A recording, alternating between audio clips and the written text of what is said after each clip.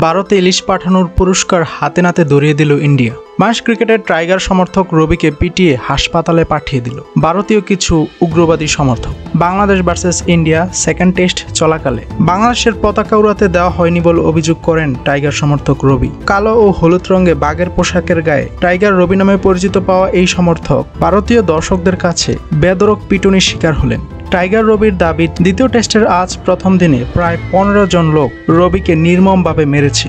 এক পর্যায়ে তিনি অজ্ঞান হয়ে যান। রবি জানান, লাঞ্চ বিরতির ঠিক আগেই এই ঘটনাটি ঘটে। এছাড়া গণমাধ্যমে রবি বলেন, সকাল থেকেই বীরের একটা অংশ আমাকে গালাগালি করছে। লাঞ্চের ডাক পড়লে আমি শুধু নাজমুল হোসেন শান্ত ও মমিনুল হকের নাম বলতে থাকলাম। এরপর তাদের মধ্যে কয়েকজন আমাকে ধাক্কা দিতে শুরু করে এবং আমার পতাকা ছিনিয়ে নেওয়ার চেষ্টা করে। আমি তাদের বাধা দিলে তারা আমাকে মারতে শুরু করে। কিন্তু ভারতীয় এক পুলিশ সদস্য দাবি করেন, বাংলাদেশের এই সমর্থককে রবিকে কেউই মারধর করেনি। শরীরে পানি শূন্যতার কারণেই তিনি অজ্ঞান হয়ে যান।